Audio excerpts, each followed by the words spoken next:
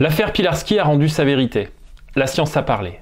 Un rapport d'expertise vétérinaire atteste que la mâchoire qui a déchiré les chairs d'Elisa appartient à Curtis, le chien qui l'accompagnait lors de sa promenade. L'expertise ADN, quant à elle, démontre sa culpabilité de manière définitive. Pas d'ADN des chiens de chasse sur la muselière. Curtis l'a donc arraché seul. Pas d'ADN d'Elisa Pilarski sur les chiens de chasse. Pas d'ADN des chiens de chasse sur Elisa Pilarski. Seul l'ADN de Curtis a été retrouvé sur son corps. Les chiens de chasse à courre sont donc innocents. Un rebond dans l'affaire Elisa Pilarski. Elle a bien été tuée par Curtis, le chien de son compagnon. Les expertises sont catégoriques. À la lumière de ces éléments et selon un rapport que je vous mets en description, voici ce qui s'est passé. Le 16 novembre 2019, vers 13 h en forêt de Retz, Elisa Pilarski, alors enceinte, s'engage sur le chemin avec Curtis, le pitbull de son compagnon. Au même moment, et non loin de là, le rallye de la passion se met en place pour la chasse. On imagine les chiens qui donnent déjà de la voix et une certaine émulation qui gagne la forêt. Curtis, sans doute excité par le bruit et les odeurs, se débat furieusement pour tenter de retirer sa muselière. À cette occasion, il se blesse au niveau de la face. Il parvient à se libérer et mord Elisa une première fois qui tente de le retenir. C'est là qu'on retrouve les premières traces de sang. À 13 h 19, elle appelle son compagnon, Christophe Ellul. Ce dernier est le seul à connaître la nature de ses propos. Elle tente ensuite de s'enfuir en prenant le chemin en sens inverse. Elle réussit à faire une trentaine de mètres avant de succomber aux morsures de l'animal. Le trajet est jalonné de sang, de morceaux de scalp et de matière cérébrale.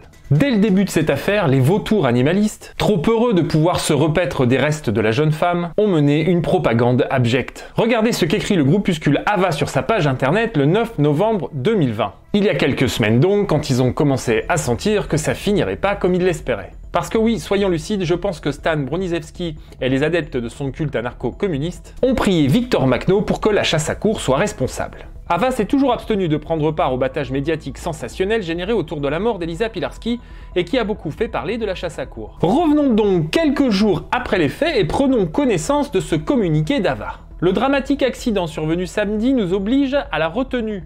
Et plus loin, nous ne communiquerons que lorsque nous aurons une information fiable. Voilà, ça c'est une approche sérieuse. Bravo Ava! Et pour illustrer ça, ils annoncent à la ligne du dessous, vraiment hein, à la ligne du dessous. Un de nos membres sera présent ce soir sur BFM TV. Nous ne communiquerons pas, rendez-vous ce soir sur BFM.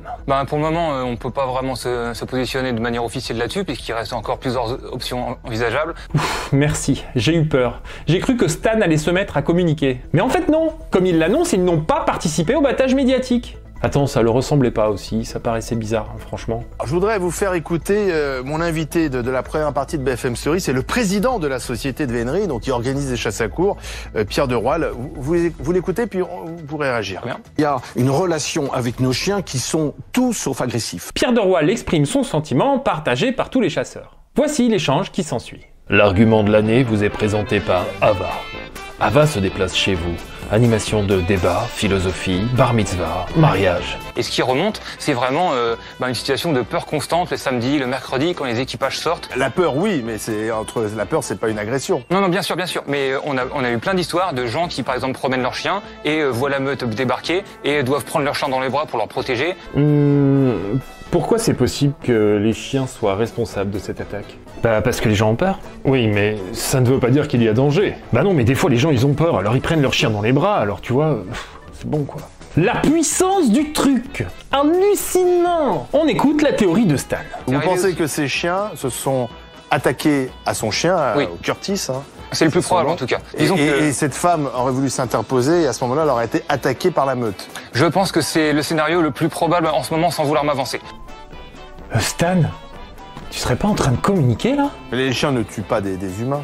Pour le moment, c'est le scénario le plus probable. Ah là là, Stan, tu communiques? Donc c'est des chiens quand même entraînés pour tuer. Peut-être que le sang a fait dégénérer les choses. Non, pas le sang, Stan, pas le sang. La semaine dernière, il y a un cerf qui a été poussé par la meute de chiens de chasse à courre près de Chantilly et les gens ont dû s'interposer pour sauver l'animal et les gens ont eu beaucoup de chance face à la meute de chiens.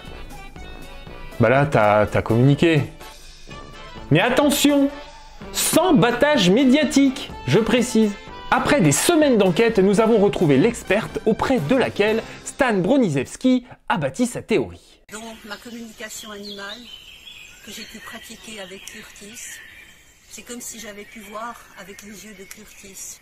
Il n'a pas pu secourir sa maîtresse et n'a rien pu faire. Une vérité qui fait frémir d'effroi. Mais Ava n'ont pas été les seuls à faire preuve d'une malhonnêteté confondante. Regardez ce tweet de Rémi Gaillard, le clown triste, quelques jours après les faits. Bonjour Emmanuel Macron. Le compagnon d'Elisa, tué par une meute de chasse, témoigne. Elle était à découvert, déshabillée, entièrement dévorée de partout.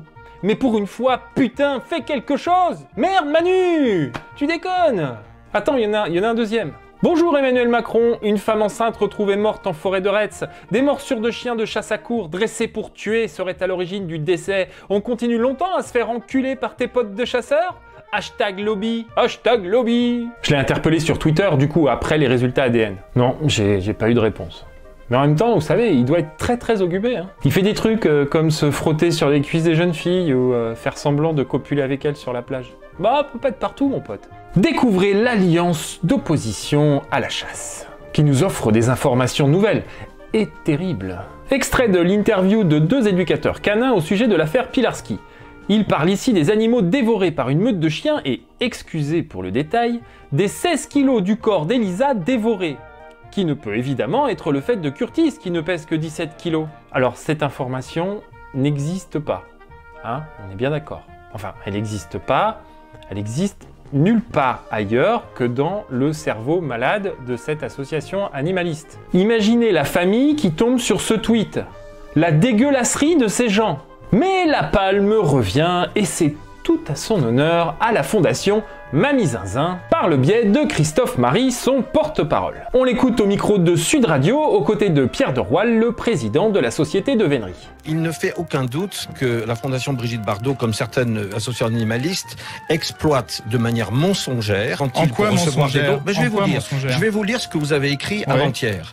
Lorsqu'une jeune femme enceinte de 6 mois, partie promener son chien, s'est retrouvée prise pour cible par la meute de chiens de l'équipage. C'est ce qu'elle a dit. Cette jeune femme et son enfant n'ont pas survécu à cette attaque. Un peu de retenue, parce que ça, vous le dites, vous l'écrivez, vous le publiez partout.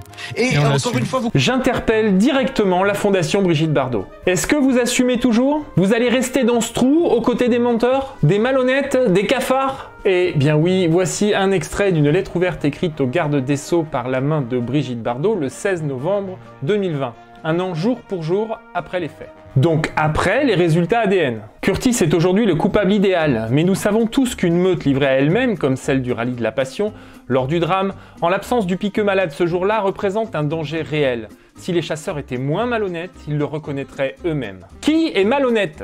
Celui qui s'en remet à la science ou celui qui propage des théories du complot? Je demande, qui est malhonnête?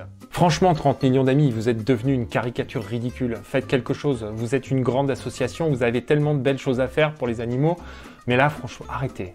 Maintenant, ça suffit. Mamie, ça suffit! Tout ça, tout ce qu'on vient de voir est lié à un phénomène qui s'appelle le biais de confirmation. C'est la tendance naturelle des êtres humains à préférer les informations qui vont dans le sens de leurs préjugés. Et la chasse est la première victime de ce phénomène, hein. On en voit absolument tous les jours. Je voudrais m'adresser aux gens qui tombent sur cette vidéo par hasard. Est-ce que vous avez envie de laisser les animalistes vous informer? À la lumière de cette affaire terrible, est-ce que ces associations, groupuscules ou people méritent votre confiance? Moi je pense que la question elle est vite répondue. Voilà, je voudrais remercier les tipeurs qui déchirent leur race, les clients de ma nouvelle boutique dont vous trouverez le lien en description, et mon équipe qui travaille tous les jours pour faire vivre le groupe Facebook Les Chasseurs sur Terre et qui m'aide à la documentation des vidéos. Merci les potos! Je vous dis à bientôt sur Terre ou ailleurs.